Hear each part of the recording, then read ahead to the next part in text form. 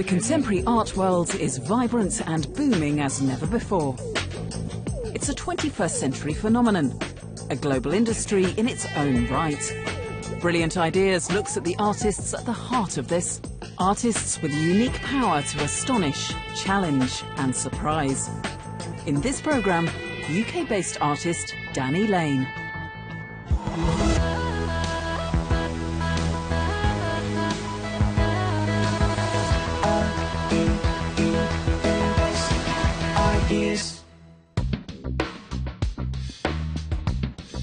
Danny Lane is an American artist working out of a large studio in West London.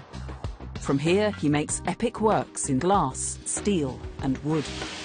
Hey, watch that fiber, dudes! Danny's work is elusive. He deploys not only tricks of the eye and tricks of light, but tricks of the imagination.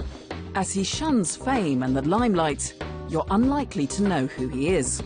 Danny doesn't have an army of PR people or even a gallery to represent him. He's a maverick who rarely does media. Danny is not really interested in the commercial world. He's interested in challenges. So he would be interested in a challenge for a very large-scale sculpture, not for what it brings to him as far as fame or money.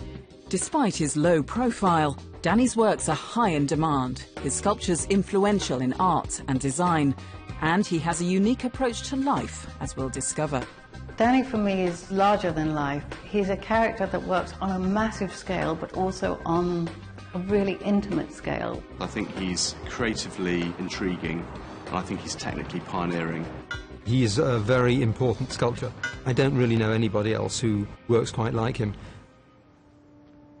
I always work live, drawing with the material. Let's get a little coffee here. However, the essence and all of the thought comes from the free-drawn approach. I have to have a pencil in my hand in order to have an idea.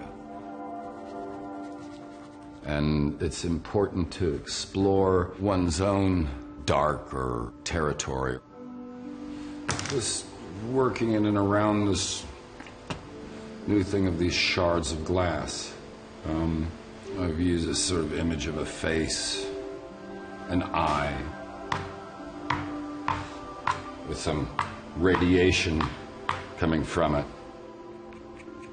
I have always worked on what I'd call an easel technique of putting a piece on the wall. Somebody who comes from drawing and painting is very familiar with. I believe it was Krishnamurti's quote, "If you see the Buddha on the road, kill him."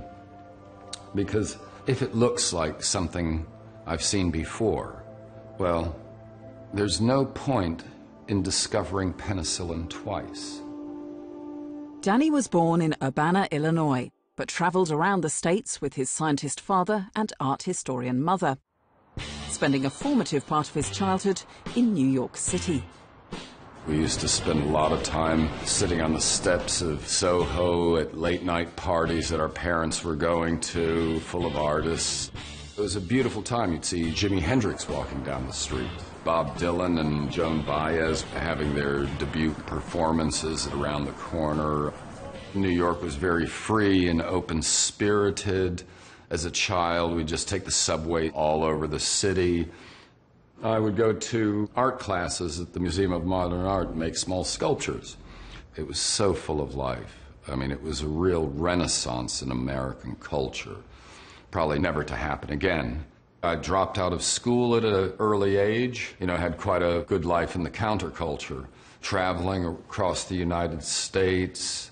Great experience of being arrested, and as a 14-year-old, I used to be out on the street leafleting to protest the war at numerous times, you know, going to all of these big protests in Washington.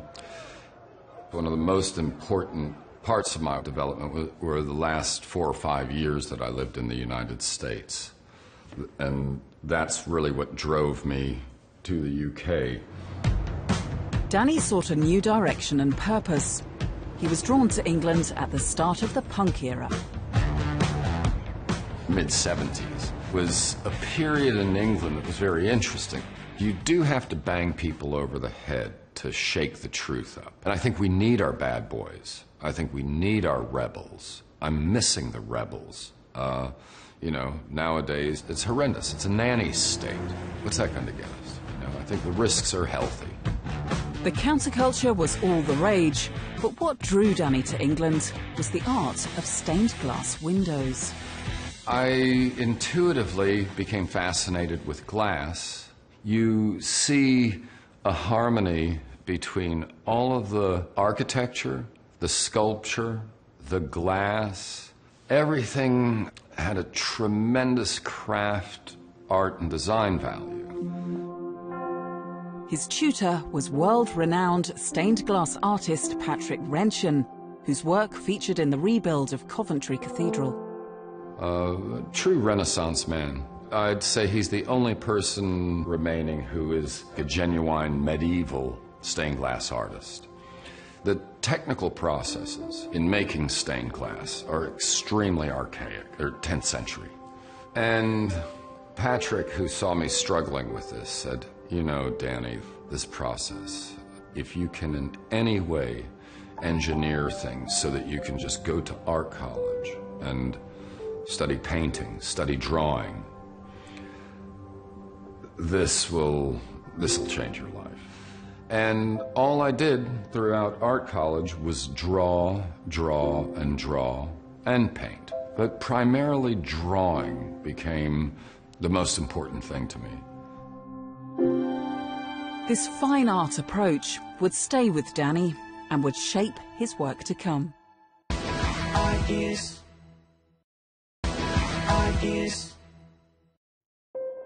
American sculptor Danny Lane came to England to study fine art and stayed on, building up his client base. His passion for glass would never leave him. It's a material that endlessly fascinates him.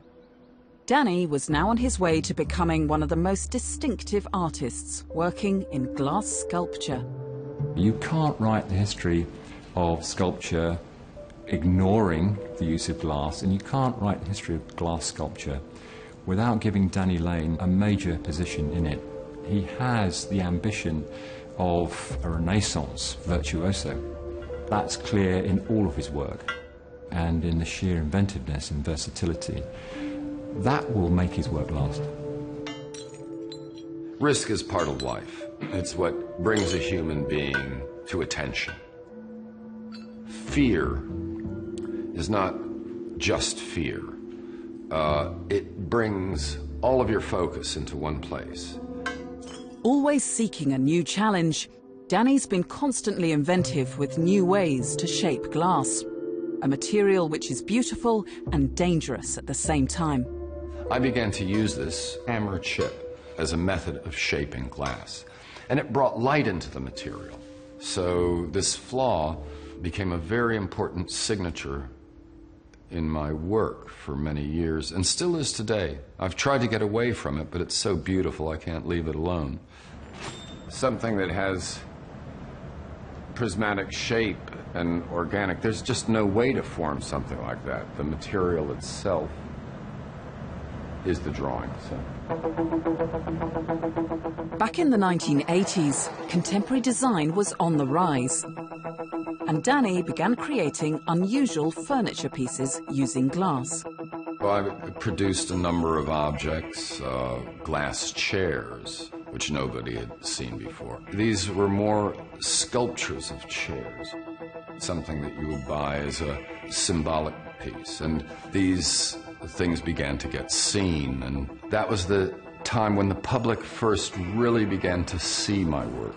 I got to know Danny Lane when he was in Camden Lock, exhibiting in this very commercial market some amazing pieces which were quite spectacular. You would have at the same time this kind of roughness that was quite foreign to design, especially at the time where people were still thinking taste equals period furniture. So it was something completely new, completely undiscovered and uncharted territories. Lillian's gallery soon put on a one-man show of Danny's work. This attracted curators from London's Victoria and Albert Museum, the world's largest dedicated to decorative arts and design. The V&A was especially interested in the stacked glass chair, which creates the refraction of light in a very strange way. You have this kind of ambiguity about glass where you can see through but not quite see through. So the V&A bought this chair and eventually went on to commission Danny Lane for the balustrading of their new glass gallery in the museum. We thought he was a very interesting artist. He was always trying to push the boundaries, work in a bigger way. He seemed the perfect person to ask for this, really. Dysfunctional in the way that it prevents you falling off the mezzanine or the stairs, but it's actually a fantastic piece of sculpture, and so it really belongs here. It gives fantastic distortions and a wonderful light play, and that's what glass is all about. Danny's work was now being collected, and he was fast becoming known for his unusual techniques of breaking edges and stacking glass held together with a steel bar. The method he calls shish kebabbing. This success spurred him into new ways of sculpting. This piece is called Angaraib. Image came on television of a child waking up on a rope bed in the Sudan. And I thought, my God, that's the type of bed I would like, is this child sleeping out of doors or waking up in the sun.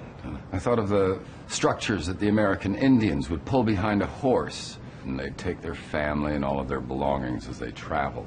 And there had just been the storm in London where I'd seen a plane tree. I went down there with a chainsaw and cut the tree and busily got people in the studio to make several hundred of these. And I just threw the glass on, and it all locked into place, just like that. It reminds me, and this is probably not what he had in mind, of Henry Moore's Sleeping Figures, of a Picasso reclining nude. There's obviously no figure, but it has that suggestion of a figure. It feels like a body. And it's quite possible to, lie on it. It's, not uncomfortable if you, need to, you could sleep on it. Today, Danny still makes sculptural furniture, and with each commission, like this oak table, he explores new ways to treat the material, creating unique pieces in the process. We've got big toys here, so the idea is there's no point in making tiny things with all this space, so build this big machine for twisting metal and then think, oh, what are we going to make with that? I'm actually absorbed in the process of the material. We're losing too much heat up there, so what we're going to do is pull this back. That live process, which is a very expensive process, it requires a lot of space. It requires a lot of labor. We're going to bend an RSJ. We're going to twist it in a knot. And basically, we're heating this up with a couple of bottles of propane and 15 bottles of oxygen. So we're throwing some energy into it. It's the first brush stroke of a composition. And we never know how far it's going to go. And it's actually quite a lot of fun. Okay, go plug that up. Get your gloves and things, yeah? Okay, go ahead. Go.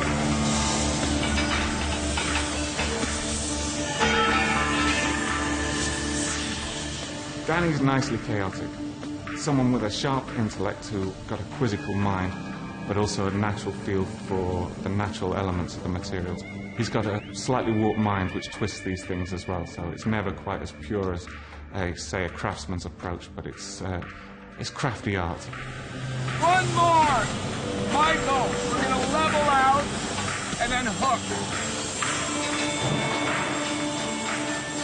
Very few artists still do their own work. Danny still does everything himself. He's lucky, because if not, he would have to give the work out to some foundry or something like this. There are not many people who are doing that. People should understand that. It's really made by Danny. Go until you can't go no more. Hey, watch that fiber, dudes. Danny's constant need to experiment means he's always looking for bigger challenges. He's been commissioned to make huge public art around the world.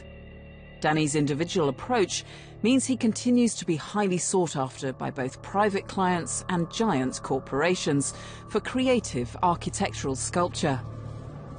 Quite a piece of bending, isn't it? Who's going to do the ceremonial piss on it? Most clients come to me because that live energy, by tolerating that in the design process, we have to establish a trust. I trust them, they trust me. And then we'll go for this tremendous adventure.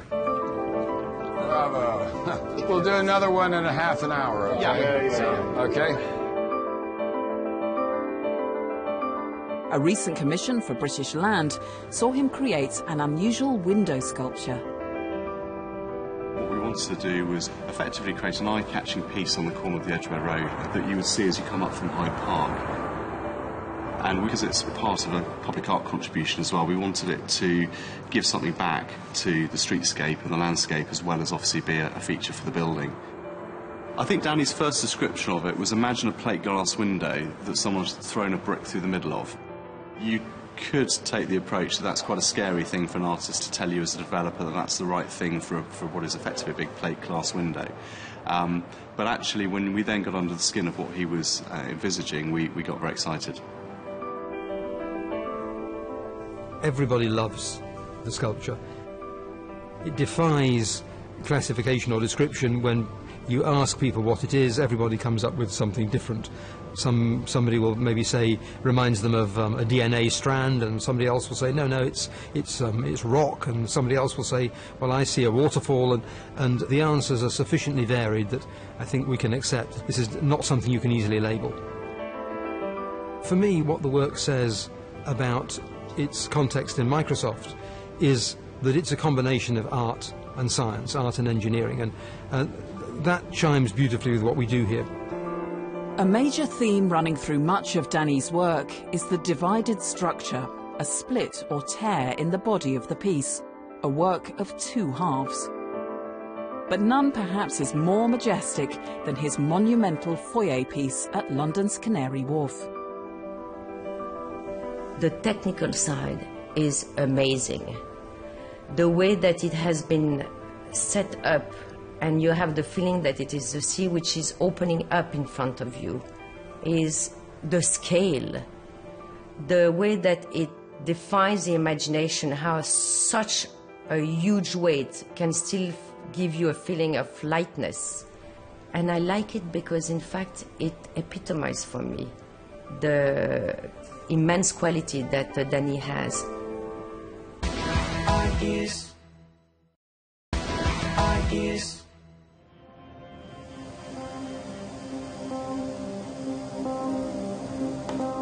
Danny Lane may not be a household name, but he's a highly sought-after and collected sculptor.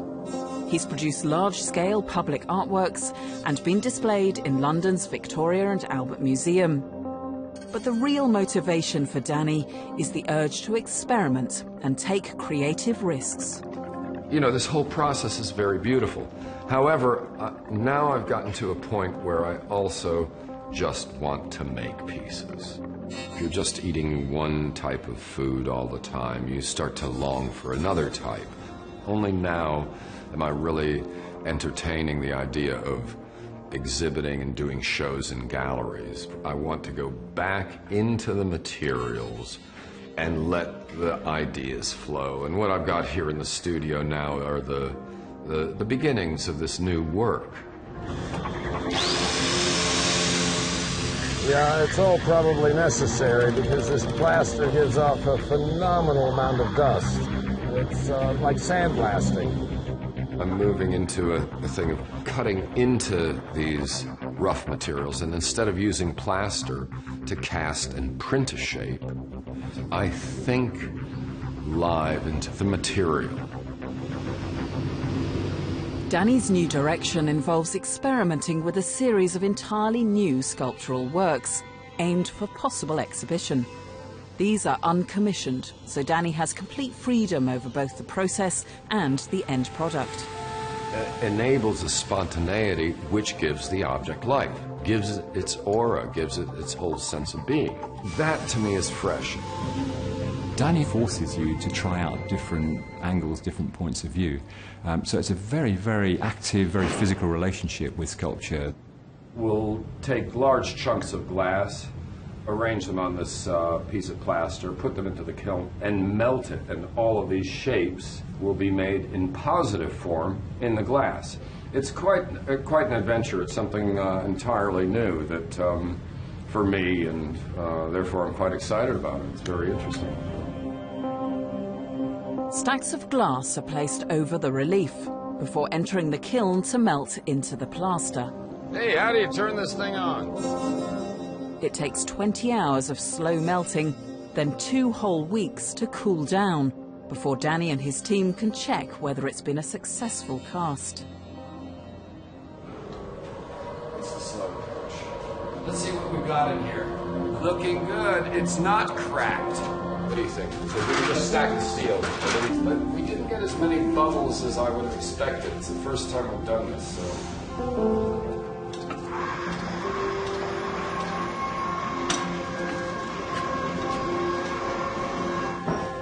I'm not trying to make anything perfect. They would get cracks in them and they would break. But I'm leaving those pieces broken and trying to figure out now, how can I show this object? Everybody working on these materials is scared of these breaks. That's fine. Let go. Okay, let go completely. Is it going to fall forward? Let go, everybody. Look, everybody, relax, look, okay? Watch, just watch. You can't move that. I'm focusing on things that I can do in this context right now. It's very exciting. The combination of these deeply carved shapes and the actual relief, the undercuts, it's very harmonic because it was done gesturally. These strange little fingers, all in relief. And the way the radius catches the light, the glass, in fact, almost has a grain to it, like timber or something. It has a nice reference with very ancient traditions of stone carving. There's a lot to look at it. The mic keeps moving around. It's quite Baroque, in fact. It's a real surprise, and the fact that it is a surprise is a great relief and quite pleasing to me, because really the better works happen despite oneself.